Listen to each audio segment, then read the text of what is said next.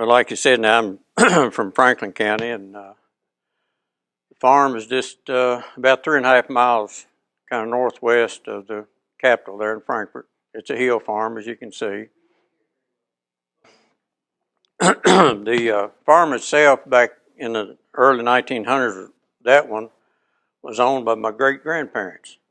And they built the house there where I live now, and my grandparents owned the tract land across the road. And of course, they sold them back in the 40s, I guess it was, and I had the opportunity to buy them both in 1972. So I've had those since then. And anyway, it's 240 acres and got about 50 acres of hay on it, 100 acres of pasture, and the rest of it was just rocks and trees and bushes and cliffs. And anyway, that's in 1994. I was hosted the Farm City Field Day there, and that picture ain't too good, but that's where I was sitting in a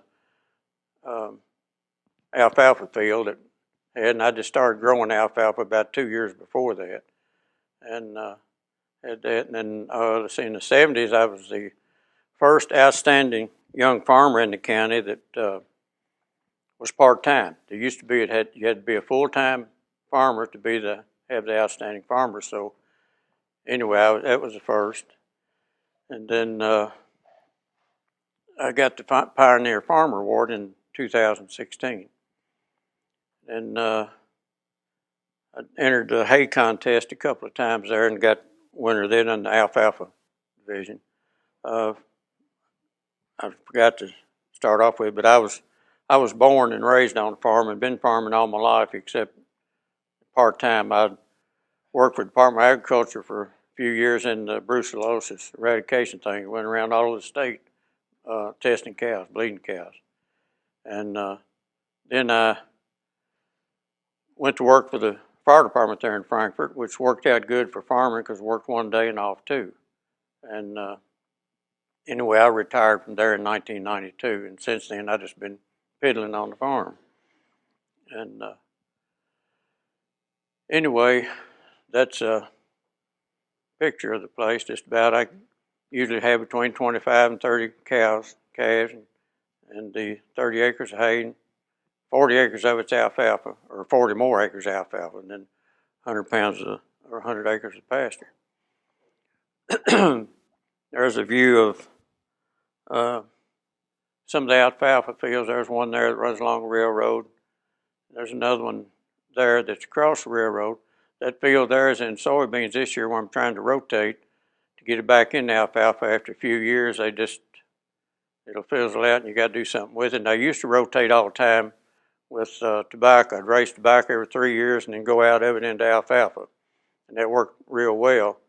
And in the fall, of course, you'd put your cover crop in. I always use wheat, and then in the spring, in April, I'd go in with a no-till seeder and sow it in alfalfa and orchard grass. And that's another one of the alfalfa fields. The cows, as you can see, I've got a concrete pad to feed them on in the wintertime, and the hay rings and so forth. And then I push it off at the end and got an old track over there to pull it off, get it away from it. And then in the spring, when I move my cattle, that's when I scatter the manure. But I leave them down there until usually around the middle of May, and then I take them on the farm across the road, which is way up in there, and let them stay up there all summer.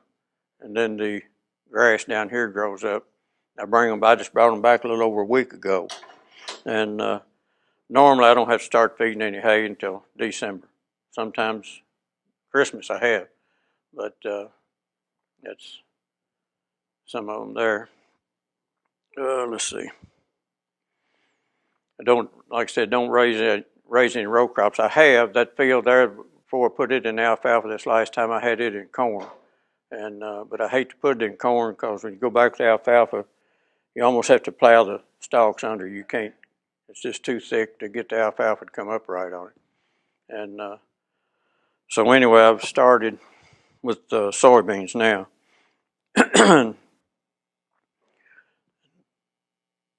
Oops, pushing the wrong thing. Well, that's just some more that's that's all the pasture land there down where the cows are in the winter and summer, all the way back down to there. And that barn there was tobacco barn used to use for tobacco. I raised tobacco up until about 2011.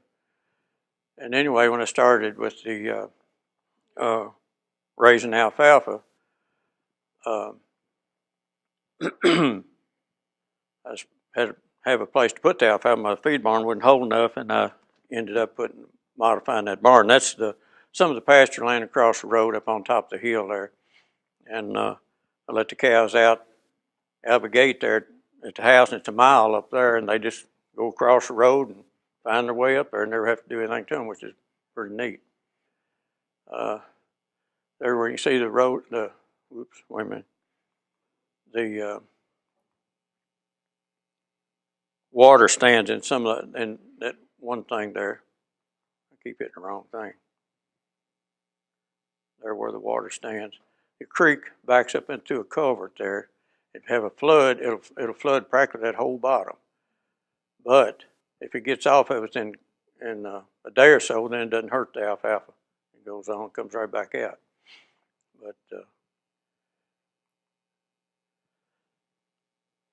I think I've already talked about that. But anyway, now I have the soil tested to make sure that the pH and everything is up good on it for the alfalfa, and usually do it every fall. And normally about the only thing I have to put on the alfalfa is the muriated potash and boron. All the first cutting of alfalfa, I always roll it for the cows, and that's one of the fields there that when I was mowing the hay.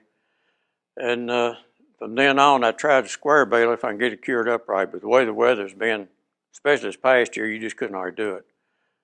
I got, I think, 2 cuttings that I square bale, and the rest of it I had to roll because it's not good enough quality for the horse guide to take. Well, I just roll it and give it to the cows. And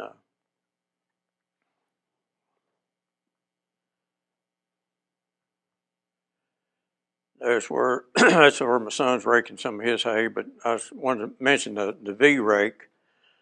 Now, I don't like to use a V rake on my alfalfa because it puts a lot of dirt in it. Where they scrub along on the ground, it puts a lot of dirt in. Plus the fact you got them little wide planting leaves, it'll break them off and put it in there. Then you have molded hay because they can't cure out. And that's just. There's a field there beside the road. That's the one that put in soybeans this year to get it back into alfalfa. And I cut the hay off of it to start with, and then went in, sprayed it, and put in soybeans. And I can usually have a pretty good stand for about 7 years, and then after that I have to start standing out and have to do something with it. And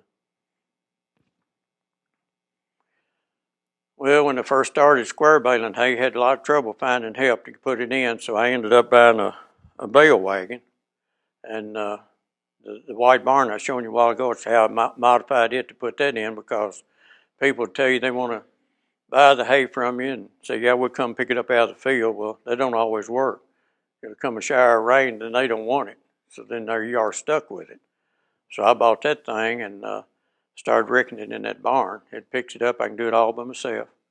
And but the last couple of years, I've had one of the horse farm, Bradley Stables. He's been taking every bale I get. Last year, he got 2,100 bales. This time he didn't, because I couldn't get the hay to cure out right for the rain. And if it's bleached out in, I don't square bale. I go on and roll it for the cows. And that's the farm that gets it, the Indian Ridge Farm. And I store most all my hay in the hook building. And I have put some in the barn. One year I had a lot of rolled hay, and I decided to start putting it in the tobacco barn, quit raising tobacco on the driveway, and I had it tested before I put it in there. It stayed in there 3 years, and I had Kim, she come back and test it again. It tested the same thing 3 years later, about being inside and dry. it'll keep. That's the main thing. Of course, I still have to keep some outside, but what I keep outside, I feed it first, so it doesn't seem to bother it that much. Any questions? Thank you.